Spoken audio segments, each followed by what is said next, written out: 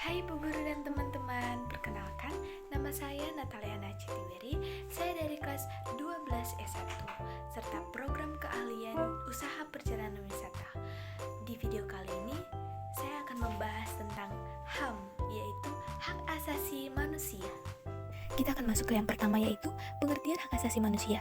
Menurut Undang-Undang Nomor 39 Tahun 1999 tentang hak asasi manusia, disebutkan bahwa hak asasi manusia adalah seperangkat hak yang melekat pada hakikat dan keberadaan manusia sebagai makhluk Tuhan yang Maha Esa, dan merupakan anugerah yang wajib dihormati, dijunjung tinggi, dan dilindungi oleh negara, hukum, pemerintah, dan setiap orang demi kehormatan serta harkat dan martabat manusia.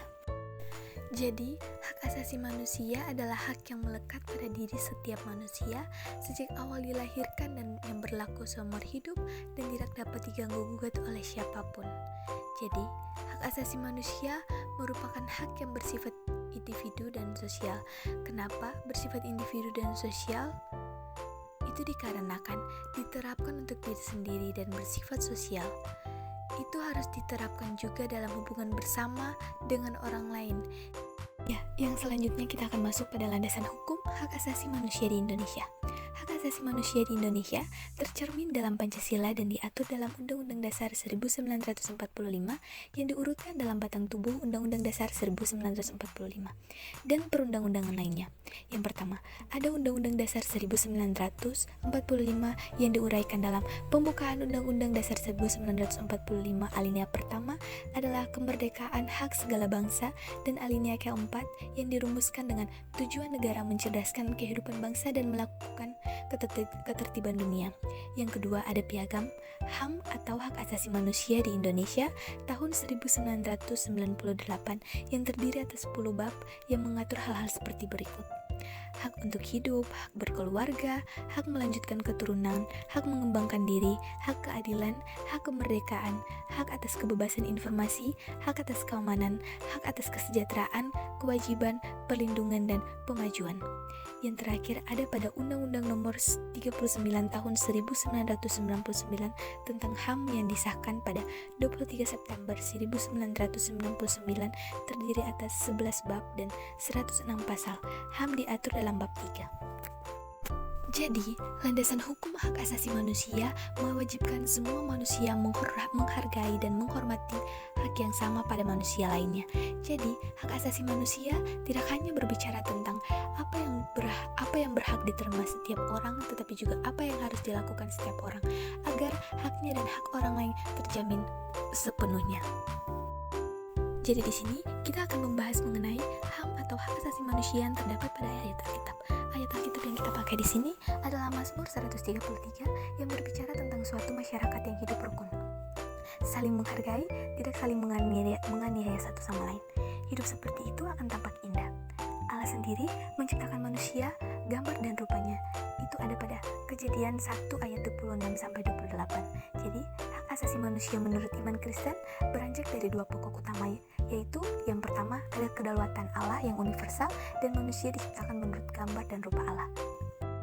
Iya, jadi mari kita masuk kepada yang pertama, yaitu kedaulatan Allah yang universal. Kedaulatan Allah yang universal adalah Allah yang memiliki kedaulatan untuk memberikan hak yang melekat dalam diri manusia yang tidak boleh diambil oleh siapapun juga, baik orang lain maupun lembaga manapun. Hak tersebut adalah hak hidup. Yang kedua adalah manusia diciptakan menurut gambar dan rupa Allah. Jadi, semua manusia mempunyai status yang sama di hadapan Allah, yakni segambar dan serupa dengan Allah. Karena itu, manusia harus bertanggung jawab terhadap Allah dan sesamanya. Begitu pula terhadap alam, agar semua dapat dipergunakan untuk kesejahteraan seluruh umat. Jadi, nilai-nilai luhur yang terkandung dalam hak asasi manusia adalah nilai-nilai luhur yang patut dianut. Nilai-nilai tersebut dan akan menjadi kenyataan apabila manusia itu melakukannya dalam kehidupan sehari-hari dan dalam hubungan dengan Tuhan, sesama, dan alam. Perilaku-perilaku positif, membangun, saling menghargai, menghormati di antara sesama manusia menjadi bukti yang mencerminkan hak asasi manusia. Manusia menjadi bukti hak asasi diberlakukan.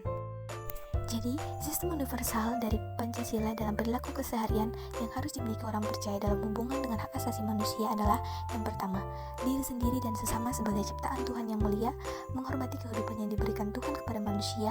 Yang kedua, menghormati kehidupan yang diberikan Tuhan kepada manusia untuk menghormati kebebasan dan kemerdekaan diri sendiri dan orang lain seperti menghargai pendapat atau pandangan dan pilihan orang lain meskipun berbeda dengan pendapat kita. Kemudian yaitu menghargai segala sesuatu yang menjadi milik hak orang lain. Di sekolah, keluarga dan masyarakat adalah tempat-tempat di mana remaja tinggal sehari-harinya. Di setiap tempat tersebut, remaja itu pasti punya rasa bertanggung jawab untuk menunjukkan peran aktif dalam menjalankan dan mendekatkan hak asasi. Yang pertama yaitu mengasihi sesama sebagai ciptaan Tuhan dalam Mazmur 8 ayat 1 sampai ayatnya yang kelima. Yang kedua adalah di lingkungan keluarga. Misalnya, seperti keluarga adalah pertama dan utama bagi manusia untuk saling mengenal sesamanya. Karena itu, keluarga merupakan lingkungan sosial yang paling kecil namun paling lengkap. Dan saling memberi dan menerima, mengampuni dan diampuni. Dan membangun sikap dan perilaku ini merupakan bentuk pelaksanaan hak asasi manusia di dalam keluarga.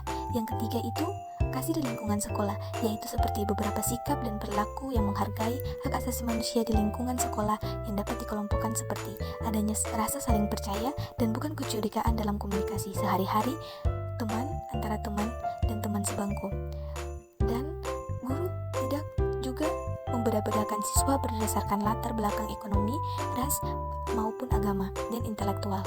Yang keempat yaitu masyarakat, di mana masyarakat merupakan lingkungan yang paling kompleks karena dapat ditemui beraneka ragam manusia dengan latar belakang yang berbeda-beda, namun memiliki tujuan hidup yang berbeda-beda, dan kemampuannya pun berbeda. Sikap dan perilaku yang menghargai hak asasi manusia sangat diperlukan supaya masyarakat aman dan terkendali. Jadi pelanggaran HAM di Indonesia dibedakan menjadi dua, yaitu pelanggaran HAM berat dan ringan. Contohnya seperti genosida dan kejahatan manusia. Jadi genosida yaitu kejahatan manusia yang di setiap tindakan dilakukan dengan menggunakan atau menindas seluruh atau sebagian kelompok ras, kelompok agama, sedangkan kejahatan manusia berupa serangan luas yang ditujukan langsung kepada penduduk sipil di wilayah tertentu. Pelanggaran HAM ringan contohnya seperti pembunuhan, pemerkosaan individual atau kelompok. Kita sebagai warga negara yang baik harus saling melindungi, saling menjaga persatuan dan kesatuan negara Republik Indonesia. Ada dua hukum utama Tuhan Yesus, yaitu yang pertama mengasihi Allah dengan segenap hati dan jiwa, yang kedua adalah mengasihi manusia lainnya sebagaimana kita mengasihi diri kita sendiri.